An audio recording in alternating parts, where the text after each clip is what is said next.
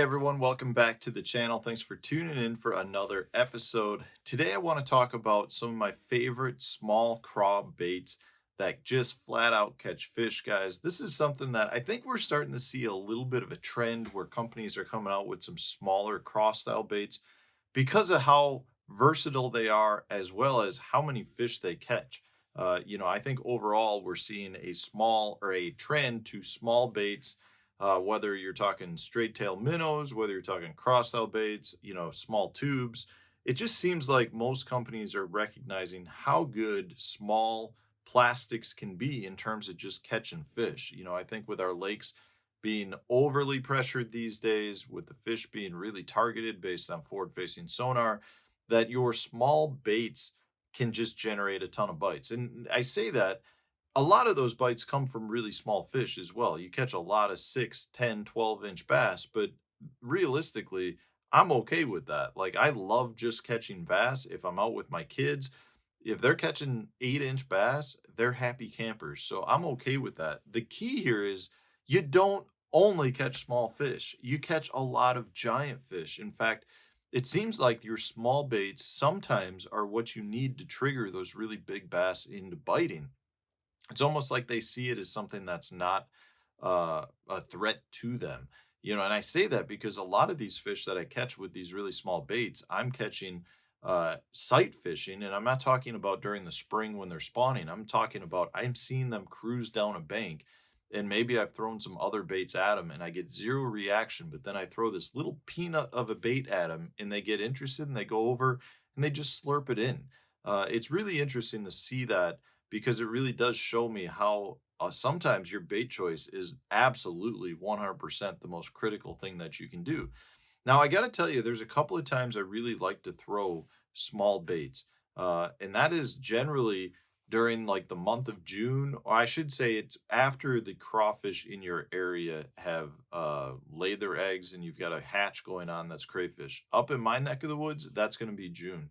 And you'll have tons and tons of little 1-inch crayfish that are just kind of hanging off the vegetation. They're up in the rocks, and they really can become one of the primary forage species of not just bass, but also a lot of the bluegill and the panfish that are in the lake. So what you'll see is a lot of the fish will really start keying in on these baby crayfish, which is a pretty cool thing to see. It's one of those things I know in my neck of the woods that when the fishing in June gets really tough, a lot of times that's because you've had a really big crayfish hatch go on and the fish are just keying in on those tiny baits.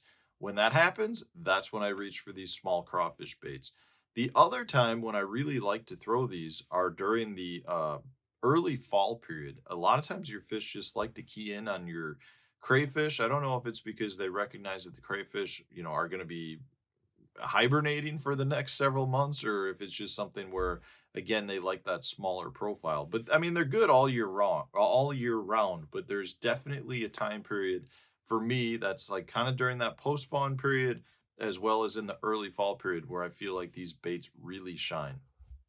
Today's video is brought to you by the Deep Dive app, which will help you select the best fishing places in the lake with features like the lake level, the current flow, the top baits tool, which will help you select the best baits for certain locations throughout the lake. Whether that's a clear water, stained water, dirty water, it'll choose the best bait for that location, provide you with all the information like what structure, what retrieve, different reel, all of the information that you need to catch the fish. This is in the app. The cool part about this app, though, is it's not just based on areas. It does provide you with specific tournament winning data that has been collected to help you figure out your best choices for baits and locations for whatever region of the lake it is that you want to fish. On top of that, not only does the app provide you with best locations, it gives you water clarity as well. So maybe you're on a lake like Lake Eufaula, where there is a bunch of different water clarity located throughout the entire lake. This will help you identify the clearest portions as well as the dirtiest portions of the lake. Plus, the Deep Dive app has now added the wind effect map, which is going to take all of the different wind conditions for the past couple of days and show you what banks on the lake are being hit the hardest. They also have inflow points that show you different places throughout the lake where your water is being flushed into the lake through different ditches and creeks and rivers, providing you with high percentage places to fish and letting you know what parts of the lake are going to be the best areas after a rain. Check out the Deep Dive app to help you become a better angler. So one of my absolute favorite baits for this is this guy right here. This is the Max Scent, the Berkeley Max Scent Little Super Trooper. This guy, so the difference between the Super Trooper as well as just the Little Trooper is the Super Trooper's little legs do kick and flap. The regular Little Trooper just has a straight claws on there so they don't move. But this is an absolute dynamite bait. The Dry Creek Drop Shot Craw is another killer. This is one of my dad's absolute favorite baits. He catches them year round on that, fishing them on a drop shot as well as a small Texas rig.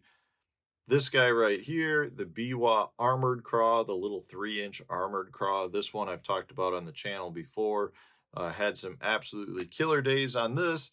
And then this is the Yamamoto Covert Craw, the little 2.5-inch size one. This guy's a little killer as well.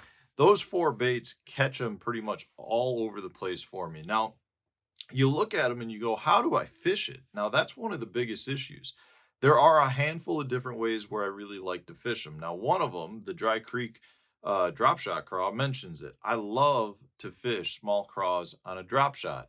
Now, that isn't something you hear about all that often, but these small craws work so well. You can either put a little tiny drop shot hook, like a little size number 2, a size number 4, and use those and just skin hook them like you normally would a small drop shot minnow. You can also thread through like a small straight shank robo worm hook into them. That tends to get them to last a little bit longer. And a lot of the bait movement, if I've got a hook that's all the way through it, that's okay because most of your movement with your craws come from your flappers.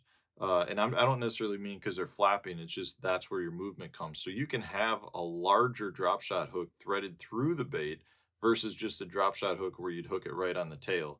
With a straight tail worm or a traditional drop shot bait, a lot of times you want to put it right on the tail just because you get more undulation out of the worm. In this case, I don't find that to be quite as necessary. You still can rig them on a drop shot though in that manner. Another way I love to fish these is just on a small 90-degree jig head like the Fusion 19. The half head jig head, that's a great one to throw. Your small Ned style jig heads are really good on these. You throw them out, fish them basically like a shaky head. Uh, can be an absolutely killer. And then I also really do like to flip with these at times. Now, I have to really downsize my hook size and you kind of be a little bit more selective with your bait. But if you're able to rig these on a small, say size 1/0 hook, you can flip with them. Some of them get a little bit small, some of them you can make manage, but there are times where you can be flipping really heavy cover. You need a small profile bait to get through that canopy. So these small craws work really well for that. And there's just times where, like during cold fronts, sometimes those fish just want a much smaller bait than a bigger traditional flipping style bait. But I absolutely love the small cross style baits. They generate a ton of bites. They're not that hard to use. Like I said, you can put them on a drop shot and just cast them out. You can put them on a small half head and just cast them out and kind of pop them around. They just catch a lot of fish. So if you haven't been throwing your small cross style baits, I really do recommend it. If you've got small kids or you're a beginner and you're looking just to catch anything, these are great baits. A lot of times you catch bluegill and perch and all different things on them as well. They're not just necessarily bass baits. Everything likes to eat a small crayfish. So let me know in the comment section, do you have some other really good small cross style baits that I didn't mention here? If so, put that in the comment section so that other viewers can learn from you. Otherwise, pick these up. If you're looking to grab a couple, I'll put links in the video description for you so you can go check them out on your own. Otherwise, thanks for watching. If you enjoyed today's video, hit the like button, subscribe to the channel if you haven't done so already. Stay tuned. We'll have a new one coming out tomorrow.